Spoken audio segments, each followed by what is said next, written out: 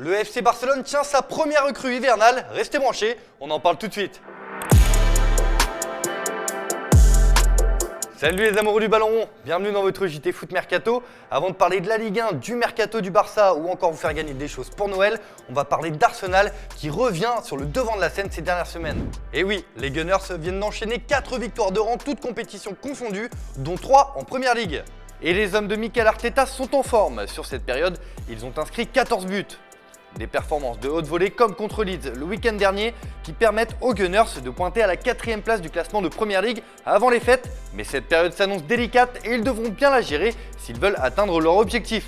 Pourtant, tout n'est pas si simple en ce moment. L'affaire Pierre-Emerick Aubameyang a fait couler beaucoup d'encre, mais Arteta reste ferme. L'avenir du Gabonais devrait s'écrire loin de Londres. En Ligue 1, la phase aller livre son verdict ce soir et chez FM, on fait passer le Père Noël un peu avant l'heure en vous en jouer. Ce soir, c'est Lorient PSG, donnez-moi le score exact de ce match et je vous régale. 100 € de bons d'achat offerts sur la boutique foot.fr, comme ça vous pourrez choisir directement le maillot qui vous fait kiffer. Bonne chance à tous. On reste en France et en Ligue 1 pour évoquer le Mercato, meilleur buteur du championnat avec 11 réalisations. Jonathan David ne devrait pas s'éterniser dans la Ligue des Talents. C'est ce qu'a annoncé son agent qui s'est confié sur l'avenir de son poulain sur Radio-Canada. Pour lui, c'est la dernière saison du Lillois en France. Pour nous, l'objectif est de terminer la saison à Lille, mais ce sera sa dernière saison là-bas pour plusieurs raisons. Je pense que la Première Ligue est une belle option pour lui. Je pense qu'il aime beaucoup l'Espagne aussi parce qu'il aime le feeling du ballon et des joueurs très techniques. Ces deux championnats sont une grande priorité pour lui. Après, on ne sait jamais avec le Paris Saint-Germain ou les grands clubs italiens. De son côté, le Real Madrid travaille déjà pour une recrue de choix en défense l'été prochain.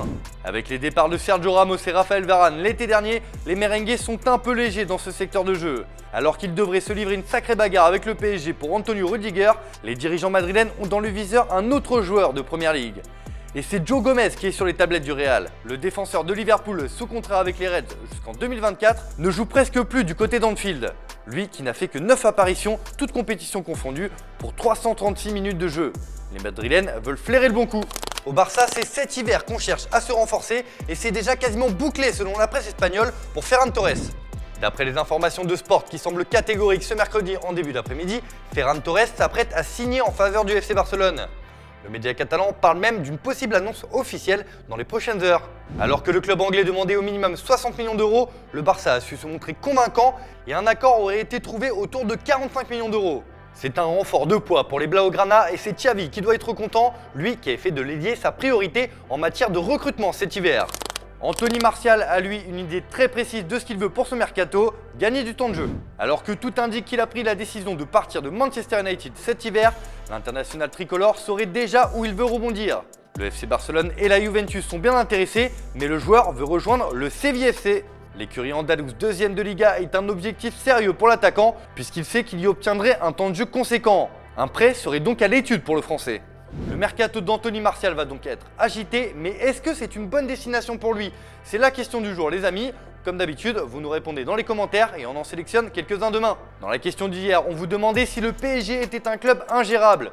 Selon vous, le club parisien est difficile à gérer et ça se passe notamment au niveau de la gouvernance. Vous voulez du changement. On prend des nouvelles de Benjamin Mendy et ça se complique sérieusement pour le Français.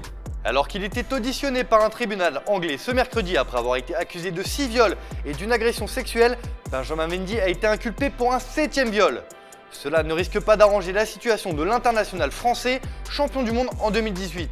Avant ce 7e chef d'accusation pour viol, Mendy risquait déjà une peine allant de 5 à 10 ans de prison. Une nouvelle audience préliminaire a été programmée le 7 janvier avant un éventuel procès le 27 juin 2022 ou le 1er août. On termine par l'image du jour qui nous vient d'Italie. Comme vous le savez, l'AC Milan et l'Inter ont choisi de démolir San Siro pour construire un nouveau stade.